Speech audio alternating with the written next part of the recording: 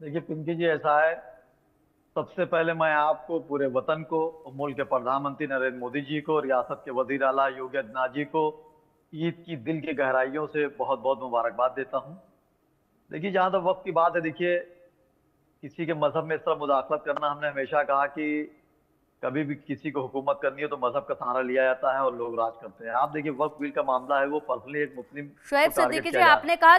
जी किसी के मजहब में इस तरीके से इंटरफेरेंस करके, मुझे जी नहीं जी। लगता कि ये भलाई के लिए ही हो रहा है। इसमें कौन सा इंटरफेरेंस देखिए देखिए सरकार कर रही है, ये समझ देखिए पाना आप मुश्किल है। देखिए।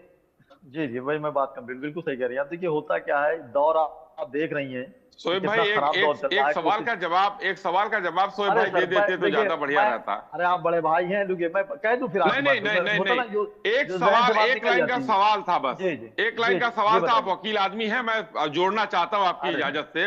ये इसको भी अरे क्लियर कर दीजिएगा कि क्या ये ये जो वक्फ बोर्ड है, क्या ये धार्मिक है या जमीनों का मामला है? इसको भी जरा बता दीजिएगा। देखिए, आप बिल्कुल सही कह रहे हैं, धार्मिक नहीं है। लेकिन आप ये देखिए, मैं ये कह रहा हूँ कि हिंदुस्तान में जब जब कोई बातें आती हैं, नहीं देखिए, मैंने आपकी बात को नहीं कहा। देखिए, अगर इस वक्त सुबह का 10 बजा है तो मैं रात के 10 बजे नहीं कहूंगा, वरना हमको लोग पागल कहेंगे। होता क्या, मैंने हमेशा एक बात की पिंकी जी, कि किसी भी मुल्क पर अगर हुकूमत करनी हो तो उसका सबसे बड़ा हथियार होता मजहब। और अंग्रेजों ने भी इसका सहारा लिया, हमारे मुल्क को 100 साल लूटा, लेकिन जब उनका ये पर्दाफाश हुआ तो उनको मुल्क छोड़ना पड़ गया। जब अगर किसी मुल्क को बढ़ना होगा तो अगर मजहबी सहारा लेगा वो, तो मुल्क खोखला होगा। कल मुल्क खोखला होगा, आज मैं खोखला होऊंगा, कल पिंकी जी खोखली होंगी। इससे मुल्क बर्बाद हो चला जाएगा। आप देखिए, वक्फ बोर्ड पर जिसका टारगेट किया जा रहा है, बिल्कुल आप सही कह रही है। कुछ तो होते हैं मोहब्बत में जुनून के आसार, और कुछ लोग भी दीवाना बना देते हैं।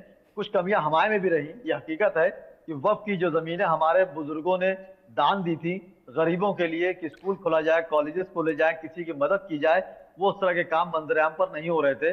और उस पर गवर्नमेंट की निगाह थी।